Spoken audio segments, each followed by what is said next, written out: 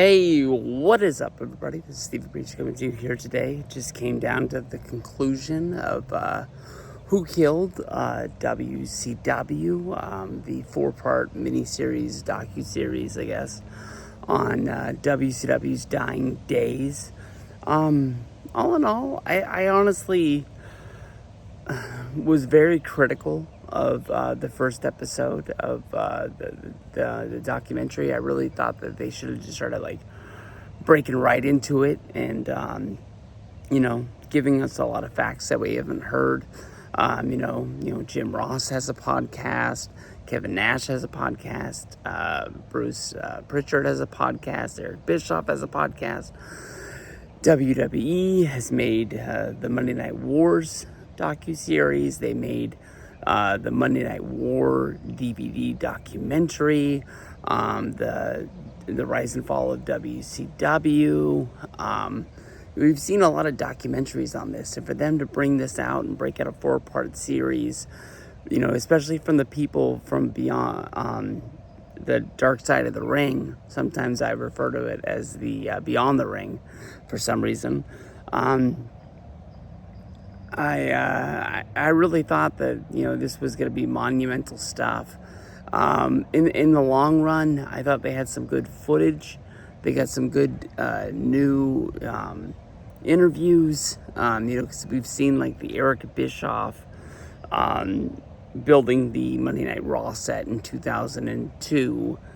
We've seen that that footage, that interview, thousands of times. It has been reclipped and recycled. And sometimes you even hear it as just the audio, and you already know exactly what he's going to say because we've heard it so many times.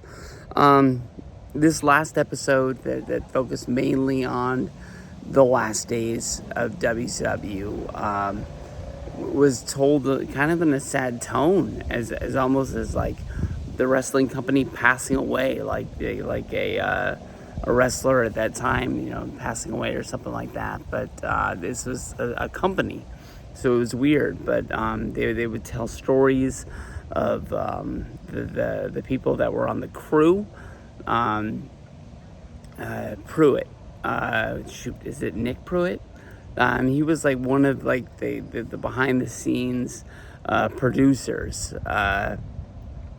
that directed the show. He had a podcast before the Nitro book came out, where he told a lot of behind the scenes WCW stories. It wasn't great, but it was really good. He talked about the fact that a lot of these people they had worked for Turner Sports. They had been a part of the WCW family, shooting Nitro and Thunder. Where were these people gonna go to get work? And the way that he put it was, this took, half parts, what did he say? He said half part something, half part army.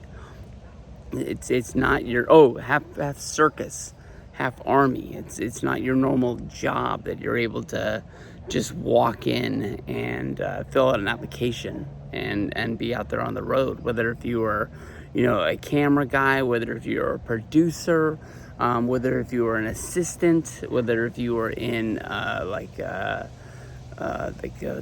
food stuff, in catering. It took a whole mountain of men and women to basically put that whole show together. Guys who drove the trucks, crazy stuff. But they told the timeline, basically, of Eric Bischoff saying, "Hey, would you like me to go out and find a buyer for WCW?" AOL Time Warner basically told Bischoff that they don't, sell things in their company. They just go out and they buy things. They talked about the merger of AOL, Time Warner, Turner, coming all together. It was a deal at the time that made a lot of sense because AOL was such a big company, with them being big into the internet at the time, and it was a people's first step into the internet. People really didn't know about, I don't even know if there was like AT&T or anything else out there. AOL was the first time I ever got on the internet. I thought AOL was the internet. I thought basically it was just chat rooms. And then you could go to sites, but I really didn't even know what sites were. Like, I don't even think there was a, well, no, because I would go on and I would buy stuff from like WWShop.com and like World Championship Wrestling.com. They didn't even own WCW.com. Somebody else had bought it, and that company was too cheap to go out and try and acquire the rights to it. I remember you had to actually type in World Championship Wrestling.com every time you wanted to go on their website. Bizarre. I haven't thought about that in years. But I guess I'm getting kind of mixed up. When I got my first computer and we got AOL, that was probably 95, 96. And that was the first time I had ever gotten on AOL. I really didn't know what I was doing. I mainly was just going on there, going in chat rooms and things like that, like I said. And when I would go to websites, I don't even know what I was really looking at or what I was really doing. Internet, I guess, I don't even really know when it changed to just going on like Internet Explorer or anything like that. I don't know. I'm kind of lost right there on how the internet changed. But this episode was, I gotta get back on track here. I apologize. But, basically after a few months of just losing more money, they called Eric Bischoff back and basically said, would you be able to find a buyer if it was on the table for us to sell WCW? And he made a few contacts where he came into contact with Fusion Media. I was always under the impression that Eric Bischoff, he was in control of the company because he was going to buy it. Fusion Media is the company that created Classic Sports Network, which ESPN bought, and then made ESPN Classics. I don't know if he was going to be part of the deal, like he was going to sell it, and then he was going to step in, and he was just going to be the guy who just continued running it, so he would have a job with the new company, or if they were just going to buy it and take it off in a new direction. I don't know if Fusion was looking to buy it and even keep running it, or if they just wanted to create what was now known as the WWE Network, and have like a wrestling network. They just wanted the old footage, or maybe they would, no, because they didn't have it anymore. So, I mean, they wouldn't, unless they were going to sell the footage to WWE, unless they would take the WCW footage and then sell it to ESPN to be able to put it on the ESPN network, the ESPN Classics. Like, they'd make another deal. Maybe that's what they were thinking of. ESPN Classics still shows the old AWA that they showed way back in the day, and I don't know if they get huge ratings on that, but maybe they would have got better ratings if they were able to show Funk versus Flair, or Flair versus Sting, Harley Race versus Ric Flair. Maybe those matches, would have drawn in more and more viewers. But then again, I think they make most of their viewers on ESPN Classic watching the Lakers versus Celtics, the old Yankees games with Reggie Jackson, things like that. Things that seems to always be on the network when I flip by it and check it out. But basically then, when they had almost made a deal for Fusion to buy it, one of the things in the contract that for the sale is that they were guaranteed to keep their time slot on TBS and TNT Monday and Thursday, 8 p.m., 2 hours for 2 years. Basically, the leader, Brad Siegel, of Turner, just said, you know what, we're gonna break away from wrestling. That's not part of this deal, and that killed the deal. At that point, there was nothing to be saved, and that's when Eric Bischoff calls in on the second to last Nitro, says they've hit some roadblocks, doesn't even know what's going to be going down, but as a leader of WCW at that point, he wants to go out and put on the best show that he can. And that's when they advertised the last Nitro from Panama City. And then in the coming days to that is when WWE makes a deal and buys the company for $4 million. They acquire all of the logos, all of the trademarks. Some of the rosters contracts are picked up, and a lot of the big ones are not. That's why, when it comes to the Invasion, you don't see guys other than DDP and Booker T. You don't see Goldberg, Kevin Nash, Scott Hall, Hulk Hogan, Goldberg. All of those big guys are sitting at home because the new company that Turner had to create to cover the contracts that they signed was only offering 50 cents on the dollar. And the offers that WWE was giving these guys to come in was a downsides guarantee. WCW would give your money all at once. Didn't matter how many shows you worked, didn't matter how many pay-per-views, didn't matter how much merch you sold. There was no merch bonuses. WWE sells you on a downsides guarantee as an opportunity, and if you take care of that opportunity, you're always going to make more. What is more? You never know until you get there. But I think there was guys in WCW making big money that didn't need to make it, but I would bet that Austin, Rock, Triple H, Undertaker, Kane, those guys were probably making more than WCW guys were because of how ticket sales were doing, pay-per-views were doing, and they could sell anything at that time. WWE toothbrush, WWE wallet, WWE socks, just about the way it is now. I mean, that boom felt like it was bigger. But today's wrestling is pretty mainstream with AEW, with WWE.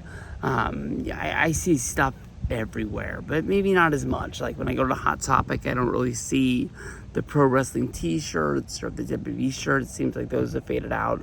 They don't really carry them at the mall anymore, but I'm really not at the mall that much, so I don't know. I know where to get my shirts if I need to get shirts, you know what I mean? But sad day for WCW to close up shop. $4 million was almost next to nothing, but then again, AOL Time Warner is able to take that loss off their books.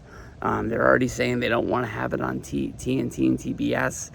I don't know who got those time slots, if it's just like Seinfeld reruns and a brand new TNT drama that they bought to put on Monday nights to try and bring up ratings. But we all know the story that basically millions and millions of people watched wrestling. And we don't know if it's just people got double counted or if basically the next Monday nobody turned on to watch WCW, so they just started watching something else, and those wrestling fans just all went away. When WCW closed, the wrestling circle got smaller.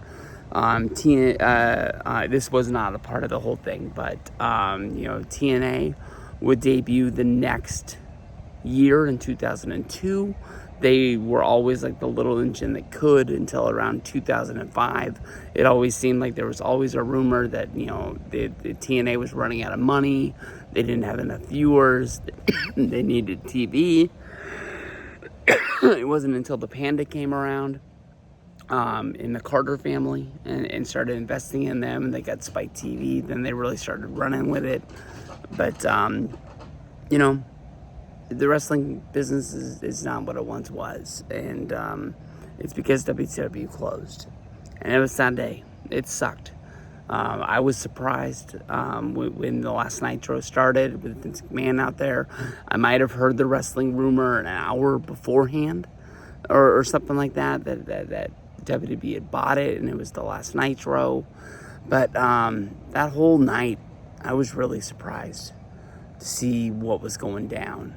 And the behind the scene footage, I don't know where they got it from. It was kind of sad. You see the notes on the wall, like to fill out the forms so the lady can make the AOL email chain to send pictures and keep up to date with people, see where they're going. I mean, these are real family members. If you think if your work just closed tomorrow, there's people there that you're never going to see again. Never. You're never going to see some people that you work with if your work closed tomorrow. You go through your life seeing them, 4 or 5 days a week, and something happens like that, and everybody's gone. It sucks. It made you think about the people in the back more than what was going out there. But Eric Bischoff got closure in this episode for what he did for that company, how he came in, how he boosted it up with Hulk Hogan and the NWO, and things might have got crazy when he was there, and he got fired, and he got brought back, and he left, and then he came back again, but he meant a lot to the wrestling business, and I know he kind of went into the WWE Hall of Fame in 2021, kicking and screaming. The NWO was announced for the 2020 class. The world ends up getting shut down, and he doesn't get to go in. People are kind of like, oh, they're only going to put in Hall, Nash, and Hogan, and then I think X-Pac ended up getting snuck in there with somehow, and people are like, well, is everybody in NWO or just these guys? Why is Eric not a part of this? And then Eric ends up being named to go in his own, which was kind of good because he had taken that executive job from the company, and then he had got fired from the executive job from the company, and he was, that was sooner than later. Not a lot of time had passed, and maybe there was bad blood between them or something like that, but him getting put in the Hall of Fame was pretty damn cool, man. WCW, NWO, his run in WWE, that was a lot longer than I ever thought it was going to be. Makes me think of the Shane McMahon rumor of him joining AEW. But I'll leave it on this. It ended up, not being groundbreaking, but for 4 weeks in the middle of summer, who killed WCW? It was pretty good.